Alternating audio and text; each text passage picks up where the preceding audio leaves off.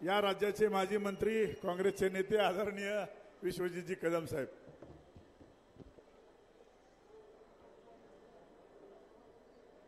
आपल्या सांगली लोकसभा मतदारसंघातील शिवसेनेचे व महाविकास आघाडीचे उमेदवार चंद्रहारजी पाटील यांच्या प्रचाराच्या निमित्ताने आज सांगली जिल्ह्यामध्ये विटा या शहरामध्ये जो महाविकास आघाडीचा मेळावा आयोजित करण्यात आलेला आहे, या मेळाव्यासाठी उपस्थित असणारे राज्याचे तरुण तडफदार नेते, शिवसेनेचे तरुण तडफदार नेते, महाविकास आघाडीचे तरुण तडफदार नेते आणि राज्याचे माजी मंत्री आमचे बंधू सन्मान्य आदित्यजी ठाकरे साहेब, इथे उपस्थित असणारे शिवसेनेचे नेते आणि वक्ते सन्मान्य नितीन बानगुडे पाटील सर, उपस्थित असणारे यूथ काँग्रेसचे आमचे जुने सहकारी आणि विद्यमान आपल्या जिल्ह्याचे शिवसेनेचे प्रमुख सन्मान्य अभिजितजी पाटील, राष्ट्रवादीचे ज्येष्ठ नेते, या तालुक्याचे आमचे मार्गदर्शक आदरणीय बाबासाहेब मुळीक, उपस्थित सन्मान्य दिगंबरजी जाधव, सन्मान्य ज्येष्ठ नेते बजरंगजी पाटील, जिल्ह्याचे शिवसेनेचे प्रमुख सन्मान्य संजयजी विभूते, आमचे तरुण तडफदार सहकारी पैलवान संतोषजी वेताळ, सन्मान्य सुरेश काका पाटील, सन्मान्य सुमितजी गायकवाड, सन्मान्य अशोकरावजी साळुंके, सन्मान्य दादा भगत, इथे उपस्थित असणारे सर्व आमच्या माता भगिनी, शिवसेना काँग्रेस राष्ट्रवादी काँग्रेस पक्षाचे सर्व कार्यकर्ते, मोठ्या संख्येने उपस्थित सर्व विटा शहरातील नागरिक, सर्व पत्रकार, वृत्तवाहिन्यांचे प्रतिनिधी आणि उपस्थित बंधू भगिनींनो, आज विटा या शहरामध्ये आपल्या खानापूर तालुक्याच्या सुपुत्राला आशीर्वाद देण्याकरता, शुभेच्छा देण्याकरता, त्यांना ताकद देण्याकरता, पाठबळ देण्याकरता आज खास मुंबईहून राज्याचे शिवसेनेचे नेते आणि एक महाराष्ट्रातल्या लोकांचं आणि तरुण पिढीचं आकर्षण असणारे आदित्यजी ठाकरे आज इथे प्रचाराच्या शेवटच्या दिवशी वेळात वेळ काढून इथे आलेले आहेत. हे निश्चितच कौतुकास्पद आहे आणि चंद्रहारजी याचं महत्त्व आपण समजून घ्या की महाराष्ट्राच्या लोकसभेच्या या टप्प्यातील शेवटच्या दिवशी जर पक्षनेता आपल्यासाठी वेळात वेळ काढून या ठिकाणी विट्यापर्यंत येत असेल म्हणजे कुठेतरी आज शिवसेनेची ही संपूर्ण ताकद आपल्या पाठीशी उभी आहे, हा संदेश आजच्या त्या आदित्यजी ठाकरेंच्या दौऱ्याच्या माध्यमातून ते तुमच्याकरता देत आहेत. आदित्यजी, मी थेट मुद्द्यावरील सांगली लोकसभा मतदारसंघाच्या बाबतीत गेल्या काही महिन्यांपासून बरंच नाट्य घडलं, त्यावर मी आता सविस्तर बोलणार नाही, कारण जे गेल्या काही महिन्यात वृत्तवाहिन्यांच्या माध्यमातून असेल, सांगलीत झालेला काँग्रेस पक्षाचा कार्यकर्त्यांचा मेळावा असेल, किंबहुना परवा राज्याचे ज्येष्ठ नेते आणि आपल्या सर्वांचेच मार्गदर्शक ज्या धाडसाने महाराष्ट्राच्या राजकारणात, देशाच्या राजकारणामध्ये सत्ताधारी पक्षाला, भाजप पक्षाला अंगावर घेत आहेत, त्यांना सडेतोड या ठिकाणी उत्तर देतात, असे आदरणीय उद्धव बाळासाहेब ठाकरेंच्या परवाच्या सभेत सुद्धा आज जे काही माझ्या भावना आहेत त्या मी या ठिकाणी एक मांडण्याचा प्रयत्न केला. जिल्ह्यातला काँग्रेस पक्षाचा एक कार्यकर्ता, आमदार म्हणून माझी एक नैतिक जबाबदारी होती, ती एका विशिष्ट मर्यादापर्यंत मी ती पार पाडण्याची एक मी मनापासून प्रयत्न केला. ह्याला सगळा जिल्हा, महाराष्ट्र, देश साक्षीदार आहे. परंतु महाविकास आघाडी आणि इंडिया अलायन्स हे एका चांगल्या देशाच्या संरक्षणासाठी, लोकहितासाठी, देशाचं आपलं संविधान जे धोक्यात आहे ते संविधान वाचवण्यासाठी, लोकशाही टिकवण्यासाठी ही इंडिया अलायन्स आणि महाविकास आघाडी आपण सगळ्यांनी एकत्रितपणे गठीत केली. खरं सांगायचं म्हणलं तर 2019ला महाराष्ट्राच्या इतिहासात एक अद्भुत असा राजकारणामध्ये एक चित्र आपल्याला पाहायला मिळालं आणि काँग्रेस राष्ट्रवादी पक्षाबरोबर शिवसेना हा पक्ष आदरणीय उद्धवजी बाळासाहेब ठाकरेंच्या नेतृत्वाखाली हा महाविकास आघाडीच्या माध्यमातून एकत्रित आला. त्या काळामध्ये सत्ताधारी भाजपचं जे एक वेगळ्या प्रकारे चुकीचं राजकारण देशामध्ये ते करत होते, हुकुमशाहीच्या दिशेने जो आपला देश आणि महाराष्ट्र नेण्याचा त्यांचा जो प्रकार होता, कट कारस्थान होतं, त्याला कुठेतरी खिंड पडावी म्हणून आज उद्धव बाळासाहेब ठाकरेंनी धाडसाने जे चुकीचं त्यांच्याशी वागले, ज्यांनी त्यांच्याशी विश्वासघात केला, अशा लोकांना बाजूला करून त्यांनी काँग्रेस राष्ट्रवादीला साथ देण्याचा महत्त्वपूर्ण एक ऐतिहासिक निर्णय घेतला। हा निर्णय सोपा नव्हता। तो निर्णय घेत असताना त्यांना काय त्रास झाला असतील, वेदना झाल्या असतील, हे आम्हालाही माहिती, परंतु त्यांनी महाराष्ट्रासाठी ते केलं।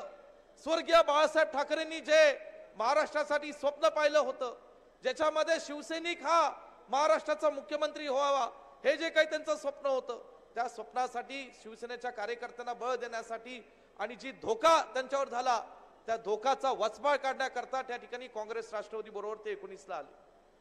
या ठिकाणी 19ला आल्यानंतर खऱ्या अर्थाने त्यांनी प्रशासन हाती घेतलं, महत्वाचा निर्णय पहिला उचलला, ज्याचा लाभ महाराष्ट्रातल्या ग्रामीण भागातील सर्वसामान्य शेतकऱ्यांना मिळाला आणि तब्बल महात्मा ज्योतिराव फुलेंच्या नावाने आज आमच्या दुष्काळग्रस्त असणाऱ्या अडचणीत सापडलेल्या शेतकऱ्यांना मोठी कर्जमाफी त्यांनी महाविकास आघाडी सरकारच्या माध्यमातून जाहीर केली। कोट्यवधी रुपयाचा, हजारो कोट्यवधी रुपयाचा फायदा महाराष्ट्रातल्या ग्रामीण भागातल्या शेतकऱ्यांना त्या ठिकाणी झाला।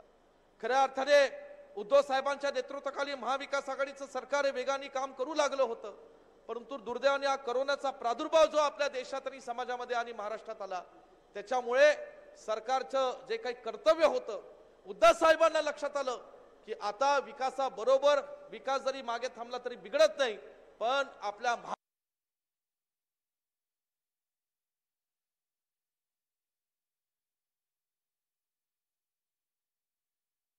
महाराष्ट्राच्या जनतेचे, सर्वसामान्य लोकांचे आरोग्य सेवा यंत्रणा उभ्या केल्या आणि लोकांची सेवा केली।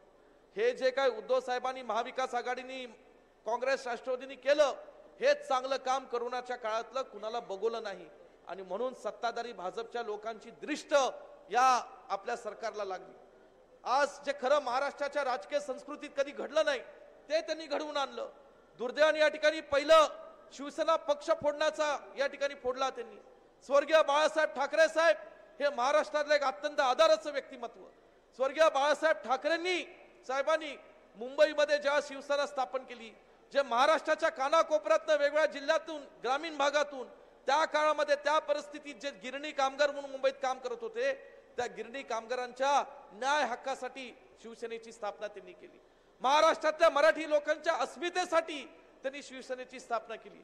स्वर्गीय प्रबोधनकार ठाकरे साहेबांच्या विचारातून, जे प्रबोधनकार ठाकरे ज्यांनी त्यांच्या लिखाणातून, ज्यांनी त्यांच्या कृतीतून, बोलण्यातून मनुवादाला विरोध केला होता, त्या मनुवादाच्या विरोधातून या ठिकाणी स्वर्गीय प्रबोधनकार ठाकरे साहेबांचे विचार हे त्यांनी कृतीत आणले आणि इथे ते काम करत होते मुख्यमंत्री म्हणून। आज मला सांगायचंय की उद्धव बाळासाहेब ठाकरेंनी इथे जे काही पक्ष उभा केला, स्वर्गीय बाळासाहेब ठाकरे साहेबांच्या नंतर जे नेतृत्व केलं, ते काही लोकांना बघवलं नाही। कुठेतरी आता सत्ताधारी भाजपचा स्पेस महाराष्ट्रामध्ये हा पक्ष मोठ्या प्रमाणात घेतोय, लोकांचा ओढा त्यांच्याकडे आहे, हे त्यांना बघवलं नाही आणि म्हणून त्यांनी पक्ष अत्यंत वाईट पद्धतीने, चुकीच्या पद्धतीने फोडला। परंतु मला सांगायचं, तोड्यापर्यंत भूक त्यांची भागली नाही। पुढे जाऊन परत महाविकास आघाडी विरोधी पक्षात असताना सुद्धा वज्रमुठच्या सभेच्या माध्यमातून चांगलं काम करत होते, लोकांचा प्रतिसाद मिळत होता आणि म्हणून पुन्हा राष्ट्रवादी काँग्रेस पक्ष त्यांनी सुद्धा फोडला आणि महायुतीचं सरकार या महाराष्ट्रामध्ये त्यांनी स्थापन केलं। हे सगळं महाराष्ट्राला माहिती आहे, परंतु या महायुतीच्या लोकांना हे लक्षात नाही की तुम्ही महायुती सरकार बनवलं आणि केवळ 6 महिन्याच्या आत जेव्हा पुण्याच्या कसबा विधानसभा मतदारसंघात पोटनिवडणूक झाली होती, तेव्हा महाराष्ट्राच्या आणि कसब्याच्या 25 वर्ष असणाऱ्या भाजपच्या तिथल्या आमदाराला नाकारलं आणि काँग्रेस पक्षाच्या महाविकास आघाडीच्या उमेदवाराला तिथं रवी ढंगेकरांना निवडून आणलं। आज महाराष्ट्रामध्ये हेच एक सुप्त लाट आम्हाला पाहायला मिळते। लोकांचं महाविकास आघाडीकडे, इंडिया अलायन्सकडे प्रचंड मोठा ओढा आहे। आज जे काही उद्धव बाळासाहेब ठाकरेंबाबतीत घडलं, शरद पवार साहेबांबाबतीत घडलं, त्याच्या बाबतीत चीड आहे। आज देशामध्ये राहुलजी गांधी आमचे नेते आज संघर्ष करतायत। कन्याकुमारी पासून ते जम्मू काश्मीर पर्यंत 3500 किलोमीटरची पायी पदयात्रा त्यांनी काढली। देश जगाच्या इतिहासात असं घडलं नाही की कोण 3500 किलोमीटर त्या ठिकाणी पायी चाललं। गोरगरिबांचे, कार्यकर्त्यांची, ग्रामपंचायत असतील, या ठिकाणी उद्योग क्षेत्रातले लोक असतील, आर्मीतले असतील, वेगवेगळ्या लोकांची ते संवाद साधत होते आणि त्या भारत जोडो यात्रेमुळे देशामध्ये एक राहुलजींच्या बाबतीतलं एक नवं चैतन्य आकर्षण निर्माण झालं. आपणही त्याला साथ चांगली त्या पद्धतीने दिली. महागाईचा मुद्दा असेल, बेरोजगारीचा मुद्दा असेल, आदरणीय बानगुडे साहेब म्हणाले त्या पद्धतीने आज जीएसटी, नोटबंदी, शेतकऱ्यांवर झालेला लाठीचार दिल्लीमध्ये, जे हरियाणा पंजाबचे शेतकरी महिन्यान उन्हात तानाचं थंडी वाऱ्याचं तिथं बसले होते, जवळजवळ 72 शेतकरी तिथं रस्त्यावर मेले, परंतु या भाजपची त्यांच्याकडे डुंकून सुद्धा पाहिलं नाही. अहो, काल परवाची गोष्ट, आमच्या माता भगिनी महिला मोठ्या संख्येने इथं उभ्या बसलेल्या आहेत. लाज वाटली पाहिजे भाजप पक्षाला की ज्यांनी स्त्रियांची अवहेलना केली अशा कर्नाटकातल्या एका भाजपच्या कार्यकर्त्याला त्यांनी लोकसभेची उमेदवारी दिली. अशा पद्धतीची आज संस्कृती हे त्यांच्या पक्षात चालू आहे.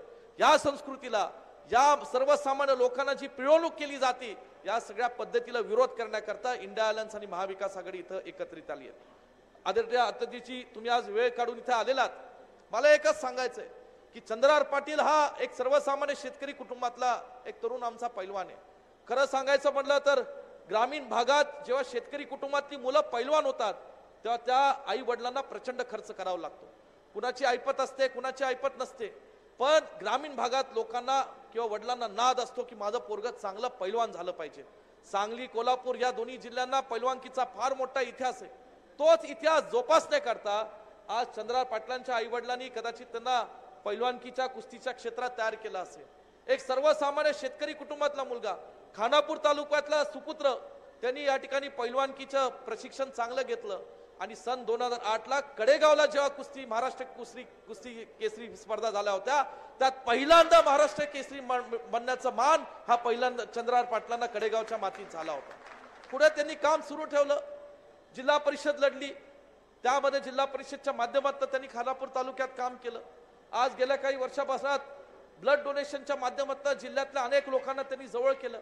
या ब्लड डोनेशनच्या माध्यमातून देशाच्या जवानांना, आर्मीला त्यांनी ते ब्लड डोनेशनच्या बाटल्या देण्याचं एक फार पुण्याचं काम केलं. महाराष्ट्र केसरी बैलगाडी स्पर्धा असतील, मोठ्या स्पर्धा त्यांनी भरवला. ग्रामीण भागात जसं मुलाला शेतकरी जोपासतो तसं त्यांची बैल सुद्धा आज शेतकरी प्रेमाने जोपासत असतात.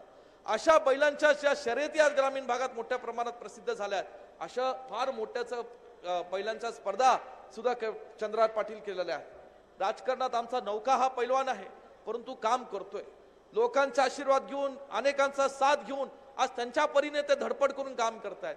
लोकसभेच्या उमेदवारी बाबतीत जे काय झालं असेल, परंतु त्यांनी त्यांच्या परीने जास्तीत जास्त लोकांपर्यंत पोहोचण्याचं काम करतायत. आणि म्हणून थोडीशी पूर्वतयारी झाली असती आदित्यजी 6-7 महिन्यापासून, वर्षभरापासून, तर जनता त्याला चांगला प्रतिसाद निश्चितपणे देते. परंतु आज ही लोक चांगला प्रतिसाद देत आहेत. शिवसेनेच्या बाबतीत, महाविकास आघाडी बाबतीत चांगलं या ठिकाणी आकर्षण आहे. राष्ट्रवादी काँग्रेस पक्षाने चांगला पुढाकार या ठिकाणी घेतलेला असं मला दिसून येतं. आणि म्हणून या ठिकाणी मला आपल्याला सांगायचंय की निश्चितपणे येणाऱ्या या निवडणुकीमध्ये देशात इंडिया अलायन्स, महाराष्ट्रात महाविकास आघाडीचा विजय होईल आणि त्यात चांगलीची भर पडेल एवढाच विश्वास व्यक्त करतो आणि माझे मनोगत इथंच थांबवतो. जय हिंद, जय महाराष्ट्र. धन्यवाद.